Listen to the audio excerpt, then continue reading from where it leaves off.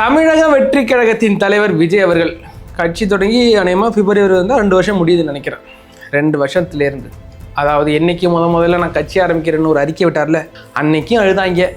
அதுக்கு பிறகு அவர் கட்சியோட பேர் அறிவிச்சார், அன்னைக்கும் அழுதாங்க. பாட்டு வெளியிட்டார், அதுக்கு அழுதாங்க. இப்பொழுது சின்னம் கிடைச்சிருக்கு, அதுக்கும் அழுகுறாங்க. சாவு வீட்டில் பொம்பளைங்க கூட இந்த அழுவாது, அந்த அழுகுறாங்க. சரி, நீ அழுதுட்டு போ, உனக்கு மன வருத்தம் இருக்கு, குமர்ற.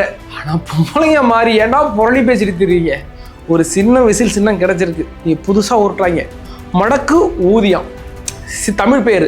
அதுக்கு பிறகு புதுசாக இந்த ரோலர் கிடைச்சிருக்கு, அதாவது ரோலரும் விசிலும் ஒரே மாதிரி இருக்கு. ஏகப்பட்ட புரளிகள் பரவிட்டு இருக்கு. அது ஒன்றுன்னா பிரேக் டவுன் பண்ண போகிறோம். வாங்க வீடியோக்குள்ளே போகலாம். நான் உங்கள் யங் தாத்தா.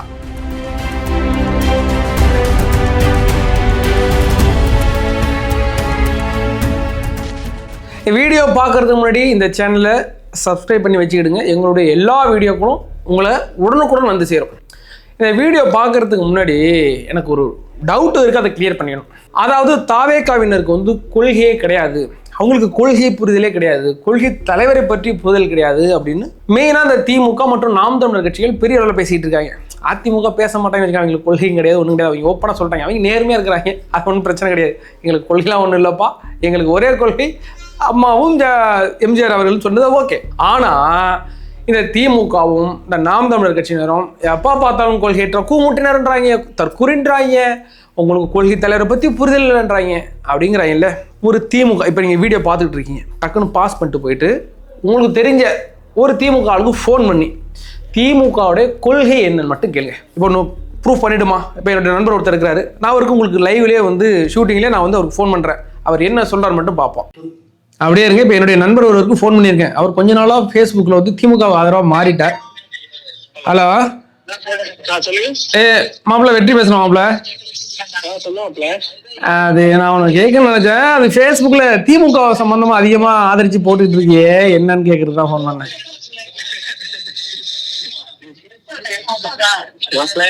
சொல்லு, கொள்கை பற்றா மாப்பிள்ள.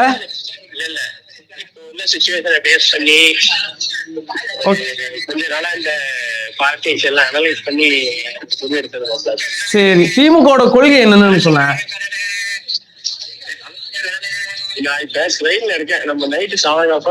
இல்ல, நான் கேட்டது இப்போ 2 நிமிஷம் தான் ஆகுது. திமுக கொள்கை என்னன்னு மட்டும் சொல்லு. ஓகே, வேற என்ன இது மத அரசியல் சொல்ல மாட்டாங்க. ஐயோ, அவன் என்னென்ன பண்ணுவாங்க பண்ண மாட்டாங்கன்னு கேட்கல, கொள்கை என்ன? மொத்த திமுகவுக்கு 5 கொள்கை இருக்கு, 5 கொள்கை என்னன்னு இப்ப நீ சொல்ற.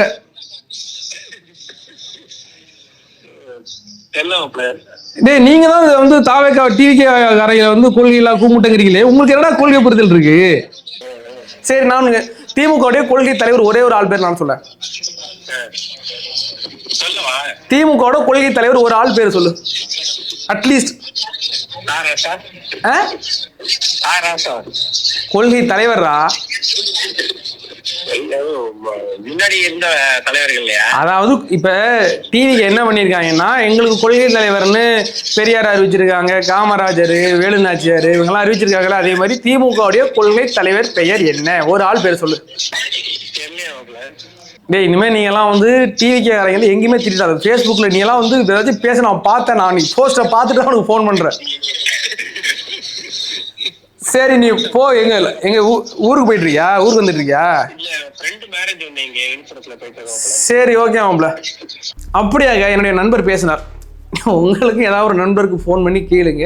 எந்த ஒரு திமுக நபருக்குமே அவங்க கொள்கை என்னன்னு தெரியாது. அவங்களுக்கு தெரிஞ்சது ஒன்று சமூக நீதிம்பாங்க, அடுத்தது வந்து பெண் விடுதலைம்பாங்க. அதுக்கு பிறகு இவர் பரவாயில்ல, என்னுடைய நண்பர் பரவாயில்ல, கொள்கை தலைவர் எனக்கு யாருன்னு தெரிலன்னு டாப்ல. என்கிட்ட கொள்கை தலைவரே கிடையாது.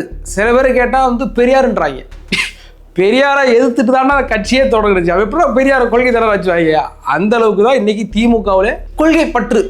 இவர்கள்லாம் என்ன சொல்றாங்கன்னா, தாவேகாவுக்கு கொள்கை இல்லை, கொள்கையிட்ட கூமுட்டை அப்படின்னு சொல்லிட்டு இருக்காங்க. இதுக்கு பிறகு நாம் தமிழர் கட்சியில அவங்களுக்கு அதே மாதிரி யாருக்காச்சும் ஒரு ஃபோன் பண்ணுங்க, ஃபோன் பண்ணி நாம் தமிழர் கட்சியோட கொள்கை என்னன்னு கேளுங்க.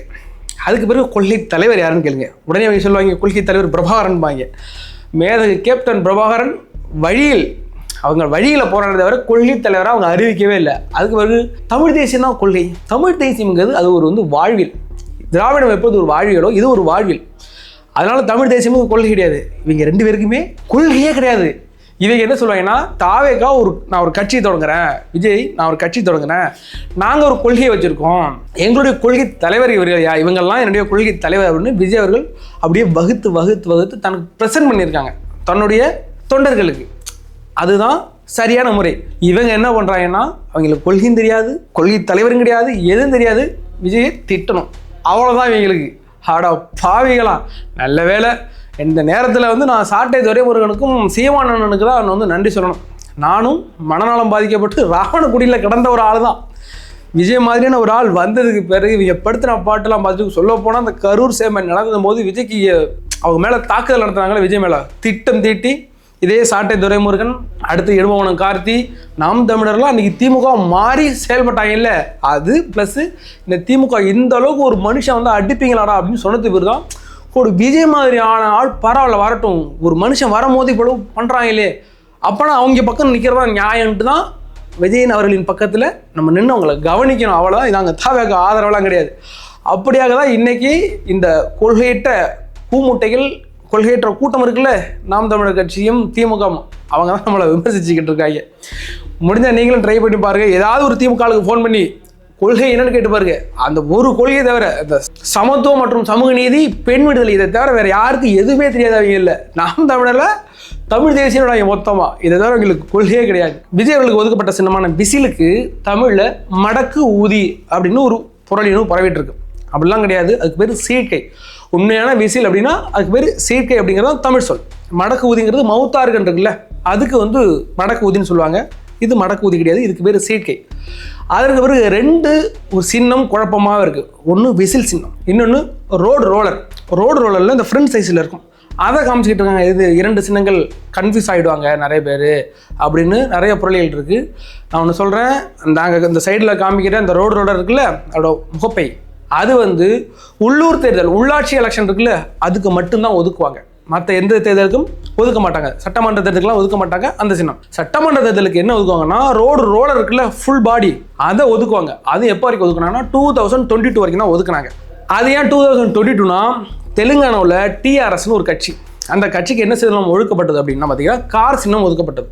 அப்போ அவங்க என்ன பண்ணாங்கன்னா, எங்கள் சின்னம் மாதிரியே நிறைய சின்னங்கள் இருக்குது, அது எங்களுடைய வாக்காளருக்கு கன்ஃபியூஸ் ஏற்படுத்தும், குழப்பத்தை ஏற்படுத்துது. அதனால் ஒரு 8 சின்னத்தை குறிப்பிட்டு இந்த சின்னம்லாம் எங்கள் தோழர்களுக்கு, எங்களுடைய தொண்டர்களுக்கு குழப்பத்தை ஏற்படுத்துது, இதெல்லாம் நீக்கணும்னு தேர்தல் ஆணையத்துக்கு ஒரு மனு ஒன்று போட்டாங்க. அந்த மனுவின்படி இந்த ரோலர் இருக்குல்ல, அதுவும் நீக்கியாச்சு. அதுக்கு பிறகு சப்பாத்தி கட்டை வச்சுருந்தாங்க, அதை நீக்கிட்டாங்க.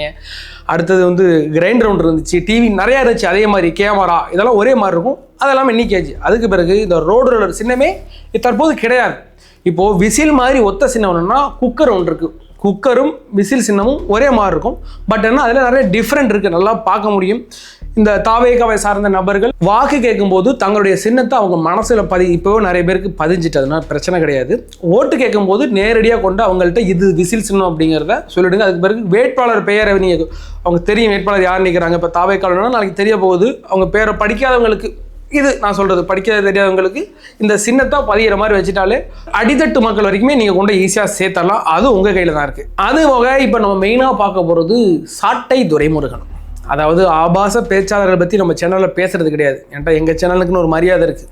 இப்போ சிவாஜி கிருஷ்ணமூர்த்தி டிஎம்கேல பேசுகிறார், அவரை பற்றி நம்ம பேசுகிறது கிடையாது. துரைமுருகனை பற்றி நம்ம அதிகமாக பேசக்கூடாதுன்னு முடிவெடுத்திருக்கோம். அப்புறம் இந்த விஜய் டிஷர்ட்டை எரிச்சதில் ஒரு அம்மா ஒன்று, அவங்கள பற்றியெல்லாம் நம்ம பேசுகிறதே கிடையாதுன்னு வச்சுங்களேன். ஆனாலும் சாட்டை துரைமுருகன் கீழ்த்தனமாக பேசிட்டு வைங்களேன், அது சமூகத்தில் ஒரு பாதிப்பு ஏற்படுது. அது திமுகவுடைய அந்த ஐடிவிங் எடுத்து அவங்களே ஷேர் பண்ணுறாங்க. இது அபிஷியல் ஐடிவிங்காக மாறிட்டு சாட்டை துரைமுருகனுடைய சேனல்களை எடுத்து போட்டுட்டு இருக்காங்க. அவர் என்ன சொல்கிறாருன்னா, தாவேகாவில் நீங்கள் தொண்டர்களாக இருக்கிறதே கேவலம். டாப்ல எது கேவலமா? தாவேகாவில் தொண்டராக இருக்கிறதே கேவலமா? இல்லை, வாங்குற காசுக்கு மேலே கூறாடா கொய்யா. சாட்டை துரைமுருகனுக்கு நாங்கள் ஒன்று ஞாபகப்படுத்த வேண்டியது இருக்குது, எது கேவலம்னு. ஒரு பெண்ணை காதலித்து 7 முறை கருகளை தரல சீமான், அது கேவலம். அந்த பெண்ணை நான் திருமணமே செஞ்சுக்க முடியாது, கல்யாணமே பண்ணிக்க முடியாதுன்னு விட்டுட்டு ஓடி வந்தார்ல, அது கேவலம். அதற்கு பிறகு அந்த பெண்ணு வலசராவாக்கத்தில் பாலியல் குற்றவாளி செக்ஷன் 576 கீழே ஒரு வழக்கு பதிவுப்பட்டதில்ல, இவர் என்னை பாலியல் ரீதியாக துன்படுத்தினார்னு. அதுதான் கேவலம். ஏன் இப்படி பார்க்குறாரு? அதுக்கு பிறகு இந்த சாட்டை துரைமுருகன் நம்மளுடைய தற்போதைய முதல்வரையும் முன்னாள் முதல்வரையும் ரொம்ப தரைக்குறைவாக பேசி 1 வருஷம் ஜெயிலில் இருந்தார்ல, அது கேவலம். அதுக்கு பிறகு இந்த கட்டப்பையை கையில் தூக்கிட்டு மாமனாரில் விருந்து முடிச்சுட்டு வந்த மாதிரி வந்தா போல இல்லை, அது கேவலம். அதுக்கு பிறகு 1 வருஷத்துக்கு பிறகு என்னுடைய ப்ரைவேட் பார்ட் அழுகிட்டு வருது, இங்கே இருந்தால் அழுகிடும் அப்படின்னு ஜாமீன் கேட்டீங்கல்ல, அது கேவலம். என்ன சார் புரோட்டா கொத்துக்கறி மாதிரி போட்டு வச்சிருக்கான்? என்னுடைய இன துரோகி திமுக அப்படின்னு சொல்லிவிட்டு முகாமுத்து செத்ததுக்கு முகாமுத்து வீட்டுக்கு போகாமல் ஸ்டாலின் வீட்டில் போய் உட்காந்து டீ குடிச்சிங்களே, அது கேவலம். நீ கேட்ட ஒவ்வொரு கேள்வி என்ன செருப்பால் அடிச்ச மாதிரி இருக்குடா. மாதிரி இல்ல, உண்மையிலே செருப்பால தான் அடிச்சேன். சரி, ஃபீல் பண்ணாத. அதுக்கு பிறகு இளைஞர் தமிழர்கள் தெய்வமாக மதிக்கிற பொட்டமன கெட்ட வார்த்தையில் நீங்கள் பேசினீங்கல்ல, அது கேவலம். இப்படி இதுதான் கேவலமே தவிர தாவேக்காவில் தொண்டராக இருக்கிறது கேவலமே கிடையாது. சொல்லப்போனால் நாம் தமிழர் கட்சியில் இருக்காங்கல்ல, அதுதான் கேவலம். ஏன்னு கேட்டிங்கன்னா விஜய் அவர்களோ விஜய் சுற்றி உள்ள அந்த முக்கிய தலைவர்களோ இதுவரையிலும் சீமாங்கிற பேச்சை கூட எடுக்கல. உங்களை ஒரு ஆளாகவே மதிக்கலை, ஆளாக கிடையாது மனுஷனாகவே மதிக்கலை உங்களை. அதனால தான் இதுவரையிலும் விஜய் அவர்கள் என்னைக்காவது ஒரு இடத்துல சீமான் பேரை உச்சரிச்சிருக்காங்களா, இல்லை சுற்றி உள்ளவங்க உச்சரிச்சுங்களா? அவங்களுடைய தொண்டர்கள் உச்சரிச்சுட்டு உங்களை போட்டு பிறந்துக்கிட்டு இருப்பாங்க இந்த விர்ச்சுவல் வாரிசுன்னு வச்சுக்கலாம், அது தனி. தலைவர்கள் யாரும் உங்களை விமர்சிச்சதே கிடையாது. அது சீமான் வெயிட் பண்ணிகிட்டே இருப்பார், இப்போயாவது விஜய் என் பேரை சொல்லிடுவாரா, விஜய் என் பேரை சொல்லிடுவாரா, அதை வச்சு நான் பப்ளிசிட்டி ஆகிட்டு அண்ணே. உங்களுக்கு பப்ளிசிட்டி கிடையாது, ஒன்றும் கிடையாது. இதே மாதிரி இப்போ 8% தானே இருக்குது, அதை போட்டாச்சு 2% கொண்டாட வைக்கிற வரைக்கும் இந்த விர்ச்சுவல் வாரிசு சும்மா இருக்க மாட்டாங்க. போட்டு பிறந்து நாம் தமிழர்கிற கட்சி 2026 முடிஞ்சுது. ஏன்னு கேட்டால் அந்த கட்சியிலேருந்து வந்த நான் உண்மையை சொல்கிறேன்.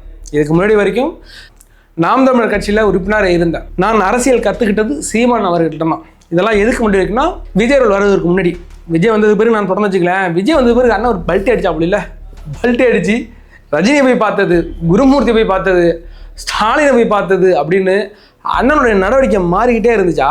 சரி அண்ணன் கொஞ்சம் தடை மாதிரி தான் போகிறாப்புல, இதெல்லாம் சரியில்லை அப்படின்னு நினச்சிட்டு இருக்கும்போது இந்த கரூர் ஸ்டேட்மெண்ட் நடந்துச்சு. அப்போ தான் அதுக்கு பிறகு தான் இந்த நாம் தமிழர் கட்சிங்களுடைய உண்மை முகமே தெரிஞ்சுது. நீ எதுக்கு வந்த அரசியலுக்கு? திமுகவை போட்டு புழக்கிறேன்னு தானே வந்த. இன்னைக்கு நீ எங்கே இருக்கிற? திமுகட்ட காசு வாங்கிட்டு விஜயை போட்டு அடிச்சிட்டு இருக்கேன். இதெல்லாம் நியாயமானே? உன் மேலே எம்புட்டு மாதிரியா வச்சுருந்தேன், பேரன்பு கொண்டு இருந்தேனே உன் மேலே. இவ்வளோ கீழ்த்தரமாக இறங்கி போவோன்னு நான் நினச்சி கூட பார்க்கல. நான் இருந்த ஒரு கட்சியை இன்றைக்கி அந்த கட்சியை அழிஞ்சு போகணும் என் வாயிலே சொல்கிற அளவுக்கு நீங்கள் வச்சுட்டே பாருங்க.